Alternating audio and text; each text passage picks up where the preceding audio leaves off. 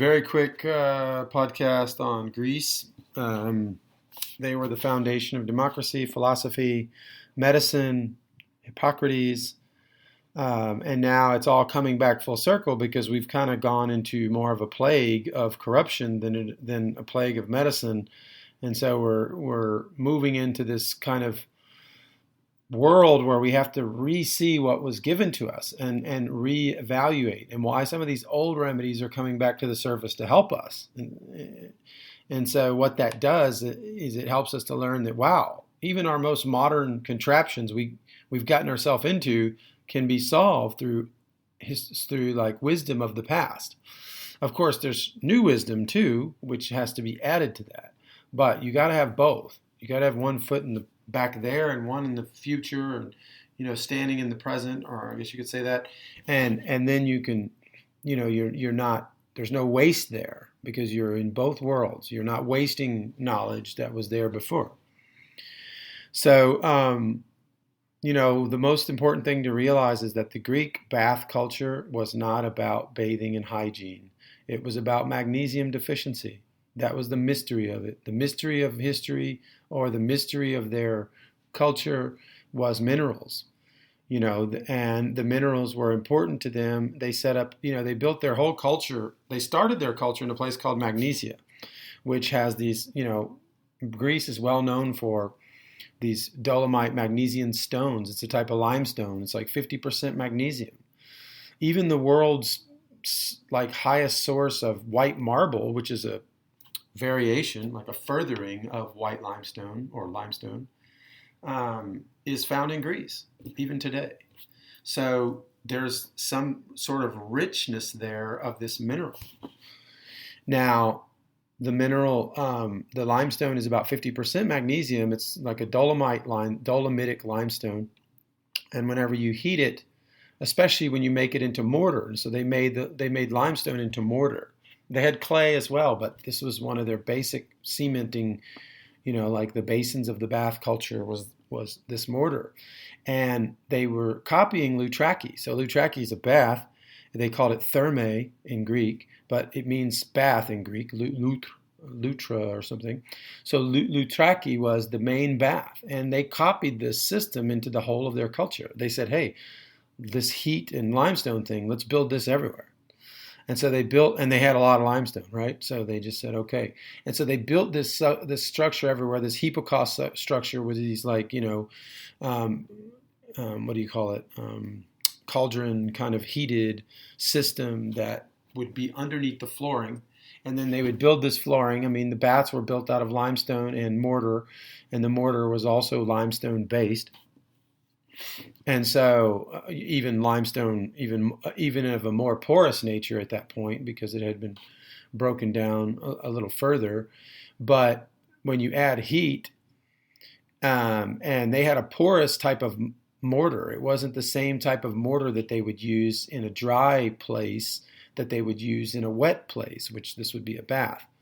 So in a lot of the wet areas, they had a certain type of mortar, and nobody knows the exact recipes, but we do know that they would use a mortar that was more porous because it would allow for the water that's coming through that system to remineralize those pores. And they even, a lot of people didn't make fun of the Greeks, but they kind of like found out that they were using seawater in their mortar, and they, and this was kind of like, well, this would soften the mortar. Why would they do that? And it turns out that a lot of the areas around the sea that they were using this type of mortar with were actually porous, but the pores kept being filled in year after year with more water, with more mineral-rich water.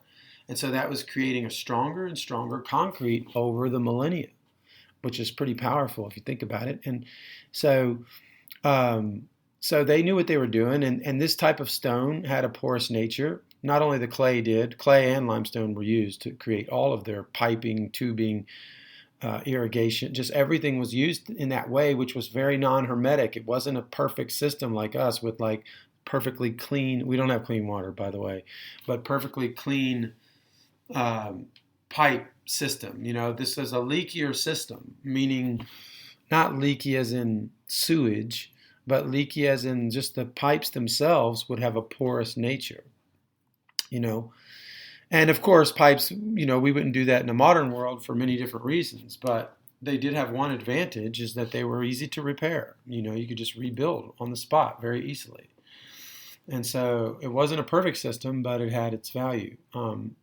And so they were able to build this basin, and then they would heat this basin, and then that would create a milky white water. Now, a lot of the water from around Loutraki and that region, and even in magnesium, even in Greece in general, but definitely in certain regions where they would build, where there was a lot of natural baths, you could say, there in a lot of heat. So that's what the world is doing. I mean, the earth is doing. It's heating as well from within itself. And then these streams are coming through rocks. And then there's a purification and a mineralization process happening there too.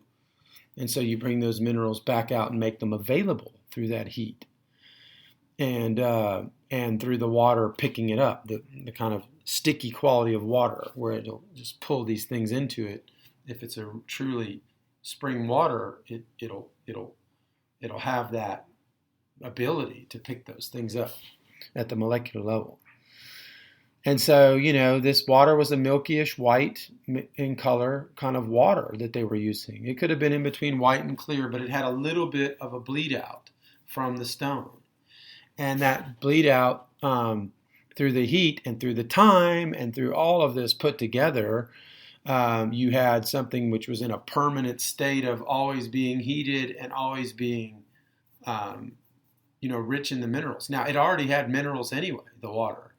And then on top of that, this is adding to it. So they're just re-fortifying that process.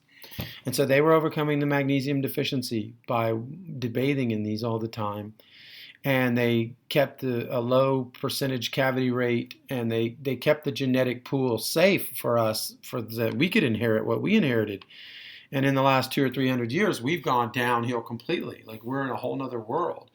And so if you're in denial of magnesium deficiency, it's at the structural level. It's happening in your tissues. It's happening it creates a hypoxic structure in your tissues due to the magnesium lowering and the calcium remaining. So what happens is that makes things more rigid, but it's not detectable. It's on a micro level. So at a micro level, we're getting less oxygen. And then generationally, we're building that heredity back in and then that genetic back in.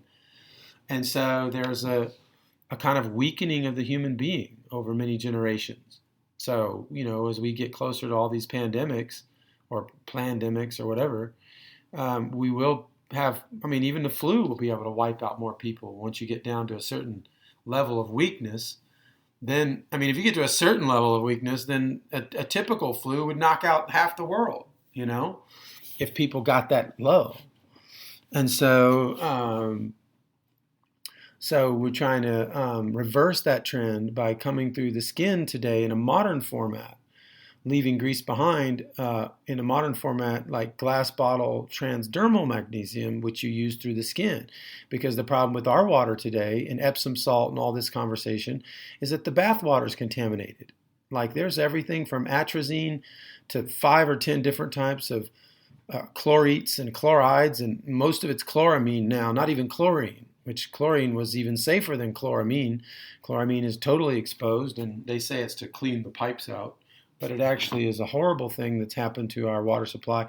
In addition to fluoride, isotopes of every sort of thing, including radon-22 and iodine-131 and, endocrine disruptors from the plastics, from the pill, from pharmaceuticals, from all these things. They're all in there at some degree, and they're not removed through filtration, especially the endocrine disruptors. Those plastic chemicals, a lot of those are forever chemicals. That's what they're termed. They don't disappear. They're not just going to, they can be rooted out through, what's that process called? Aeration and heat and, boiling the water. And there's things that can remove certain things. That doesn't mean that they remove other things. There's still other things that will still survive. And if you bought like a water distiller or something, and you thought, oh, I'm going to clean my whole water supply with that, that's not going to work. That'll clean out one key thing, but there's other stuff. So the type of system you need is a very complex, rigged-looking system. It looks a little bit ghetto. It doesn't look like something they sell you. It's like aeration. It's got, it looks like a complex system in order to pull that off, including all the tons of activated charcoal.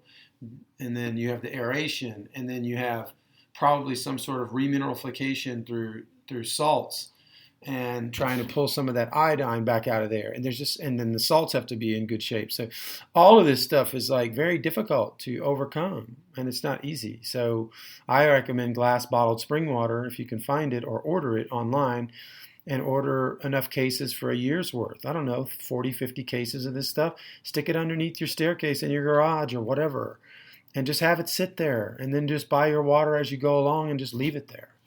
What is it? $400 investment for a year's worth of water.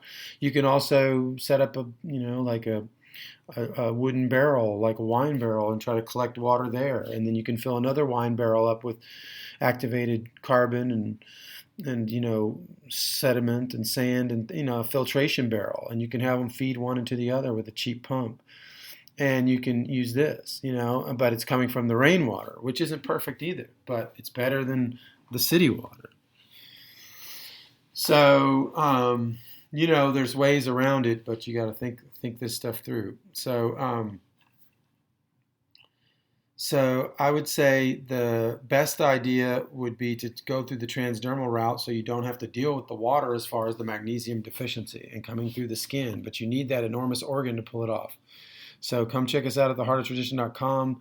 We are the only ones out there using one ingredient in glass bottles. If you can find another one ingredient glass bottle with the Zechstein inside logo, which means it's actually coming from there, unlike the millions that have the pretend Zechstein, which is not coming from there, and there's no certificate of origin, which means it's solvent extracted from undiscerning strata and not from a natural stone, which is clear in nature, which melts in contact with spring water that we bottle. There's two different realities going on there. And so it's very important to get the right stuff. So come check us out at theheartoftradition.com. And yeah, listen to the old wisdom. They were right about a lot. And we have to cross the 0 point of humility sometimes to find truth, meaning we have to admit we were wrong, and that maybe we didn't figure out the way, and maybe we overlooked history, and maybe we thought we could trust the brave new world, and maybe we need to wake up to see this whole picture in a larger perspective. So anyway, through that humility, one finds a deeper recovery. Come check us out at theheartoftradition.com.